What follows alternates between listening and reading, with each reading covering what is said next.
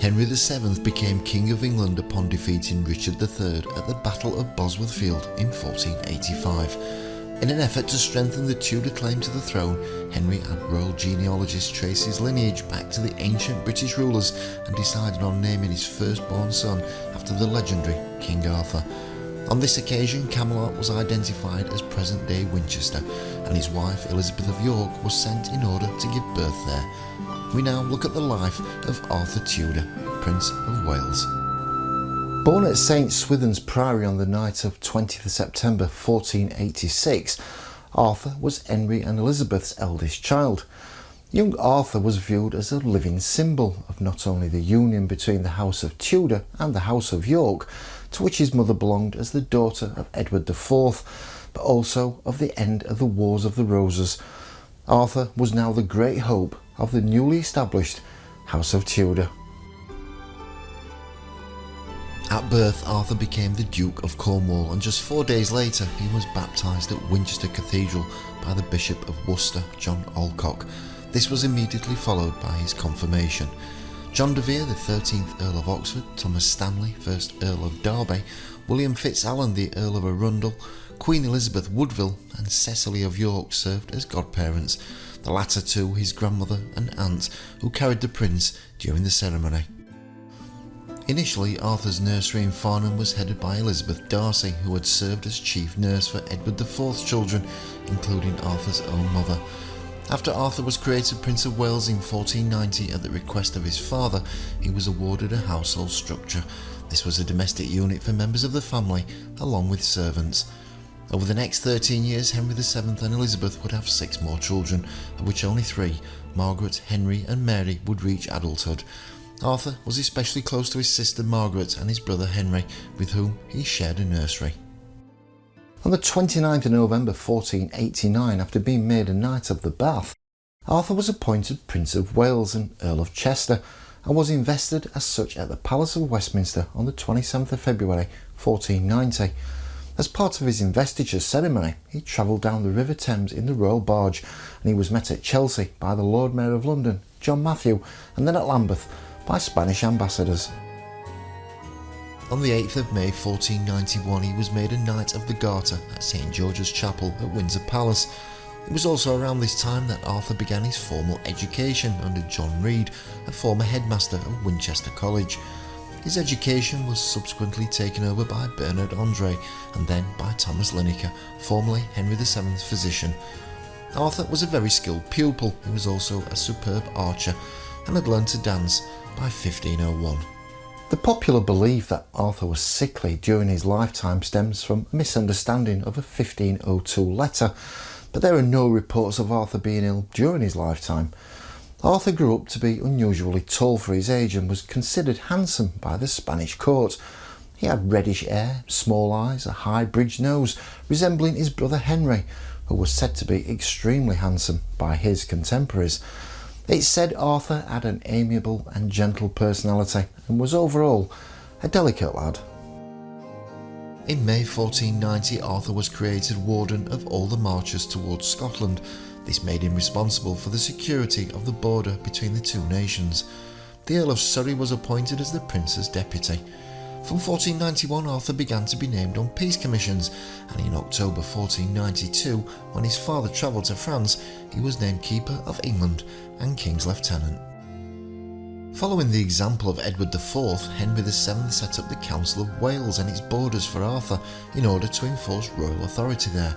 Although the council had already been set up in 1490, it was headed by Jasper Tudor, the Duke of Bedford. Arthur was then dispatched to Wales in 1501 at the age of 15.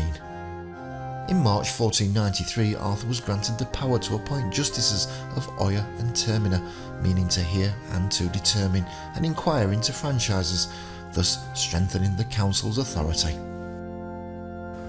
Arthur was served by sons of English, Irish and Welsh nobility, such as Gerald Fitzgerald, the 9th Earl of Kildare, who had been brought to the English court as a consequence of the involvement of his father, Gerald Fitzgerald, the 8th Earl of Kildare, in the crowning of a pretender to the throne, a Lambert Simnel, in Ireland during Henry VII's reign.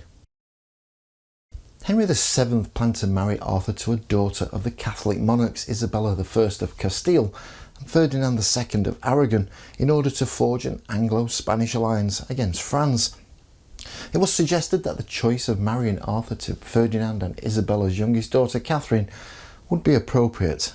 The Treaty of Medina del Campo on the 27th of March 1489 provided that Arthur and Catherine would be married as soon as they reached canonical age. It also settled Catherine's dowry at 200,000 crowns.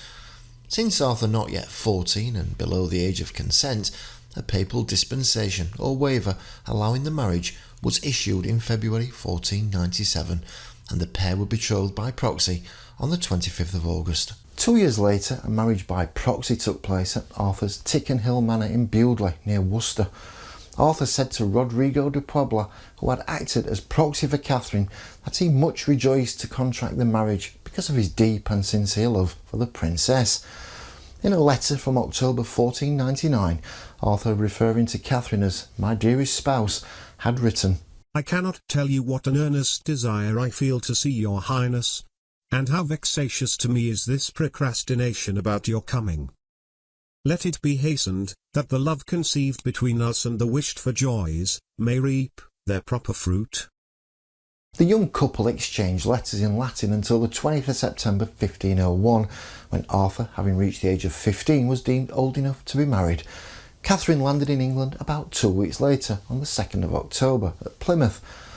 The next month, on the 4th of November, the couple met for the first time at Dogmersfield in Hampshire. Arthur wrote to Catherine's parents that he would be a true and loving husband. The couple soon discovered, though, that they had mastered different pronunciations of Latin, which proved to be a little difficult when they were trying to communicate with each other. But 5 days later, on the 9th of November, Catherine arrived in London. On the 14th of November 1501, the marriage ceremony finally took place at St Paul's Cathedral. Both Arthur and Catherine wore white satin. The ceremony was conducted by Henry Dean, Archbishop of Canterbury, and was assisted by William Warham, the Bishop of London. Following the ceremony, Arthur and Catherine left the cathedral and headed for Baynard's Castle, where they were entertained by the best-voiced children of the King's Chapel, who apparently sang right sweetly with quaint harmony. What followed was a bedding ceremony laid down by Arthur's grandmother, Lady Margaret Beaufort. The bed was sprinkled with holy water, after which Catherine was led away from the wedding feast by her ladies-in-waiting. She was undressed, veiled and reverently laid in the bed, while Arthur, in his shirt and wearing a gown, was escorted by his gentlemen into the bedchamber. At the same time, violins and drums were being played. After residing at Ticken Manor for a month, Arthur and Catherine headed for the Welsh Marches, where they established their household at Ludlow Castle. Arthur had been growing weaker since his wedding, and Henry VII seemed reluctant to allow Catherine to follow him, until ultimately ordering her to join her husband. Arthur found it easy to govern Wales, as the border had become quiet after many centuries of warfare. But then, in March 1502, Catherine and Arthur were afflicted by an unknown illness. It was written as a malign vapour which proceeded from the air. While Catherine recovered, Arthur died on the 2nd of April 1502 at Ludlow, 6 months short of his 16th birthday. News of Arthur's death reached Henry VII's court late on the 4th of April. The king was awoken from his sleep by his confessor, and he asked Henry, "If we receive good things at the hands of God, why may we not endure evil things?" He then told the king that his son had died.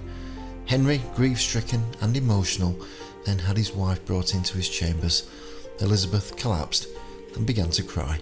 On the 8th of April, a general procession took place for the salvation of Arthur's soul.